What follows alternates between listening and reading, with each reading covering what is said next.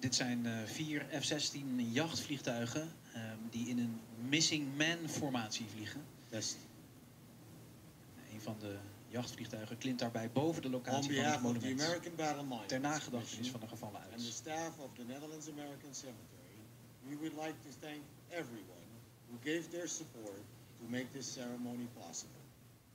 The formal ceremony is now concluded. We invite His Majesty King Willem-Alexander to open the review of the wreath.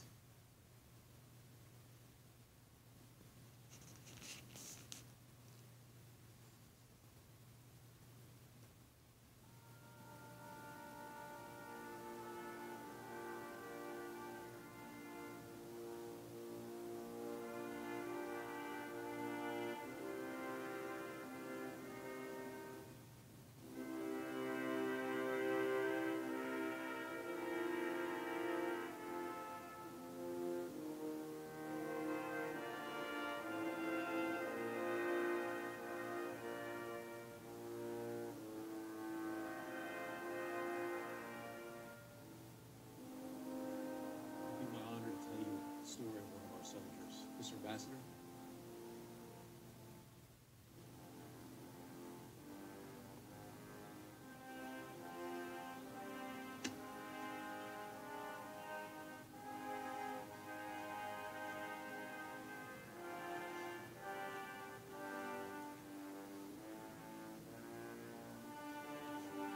Hier eindigt de ceremonie op Margraten. De koning blijft nog even en luistert naar het verhaal over 2. Behind each headstone is a story. These stories often fade with time, and we are left only with the words on the stone itself. It is our responsibility to honor these men and women by telling their stories and remembering their sacrifice. This story was selected to be representative of all those present in the cemetery. It represents sacrifice. Now, while these 2 stones seem to have nothing in common with the exception that they're from New York, it's the story behind the stones that will link them eternally and what I would like to focus on. This is not a story of heroism, but a story of heroes. Private Joe Glassen was described as a bright-eyed lad who always had a song in his heart he was trying to get down on paper. Joe fought with the 1st Special Service Force in the Italian campaign. Fighting north through Italy, the group landed on the Anzio beachhead for the final push to liberate Rome. Joe was killed in action on the final hill prior to liberating the city, the first European capital to be liberated from Axis domination. Corporal Patrick Mazzie grew up in an orphanage, separated from his 4 siblings. He joined the service in September 1940, serving with the 1st Infantry Division.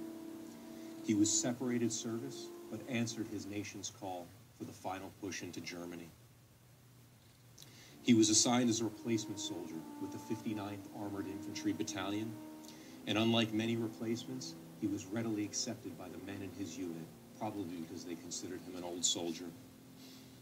Now, while the sacrifice of both is a tragedy and can certainly be considered heroic, it is not their sacrifice or heroism that I would like to focus on. It is that of a young woman named Marie. Marie was just 26 years old, pregnant with her 1st child, and anxiously awaiting the news of her husband, who was serving overseas in Europe.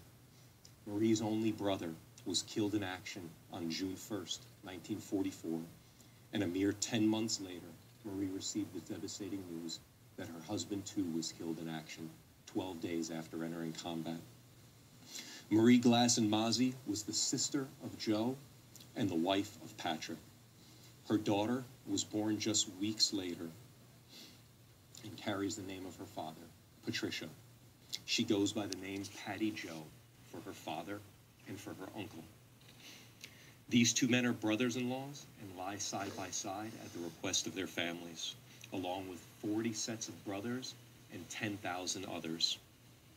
They represent only a portion, approximately 40% of those who fell from the West Wall to the Rhine during World War II. By the following month, when most Americans were celebrating VE Day, Marie was receiving letters from chaplains offering condolences for her loss. In a letter dated May 14, 1944, Army Chaplain Ellis Lutz wrote to Marie, "His sacrifice will be an incentive for our struggle to maintain the principles of freedom, honor, and truth." In his short time overseas, Patrick wrote several letters to his wife. He wrote about his excitement for the arrival of their future child. Patrick desperately missed his family in the United States. He often reminisced about their times together, and in a letter written the day before his death, he wrote, "I can't stay away from you for any length of time before I become homesick. I miss you terribly, but maybe this war will end soon and I'll be coming home before you know it." The Netherlands American Cemetery serves a powerful reminder of the sacrifice of many men and women during World War II, but also the sacrifice and the loss of their families, that their families even feel to this day. And we're very fortunate that these men and women rest in a country where every day is celebrated as Memorial Day. Dit was het verhaal van David Americo, hoofd Amerikaanse begraafplaats Margraten. Gesprek met de koning. Hij vertelt het verhaal van twee soldaten, Patrick Mazzie en Joseph Glassen.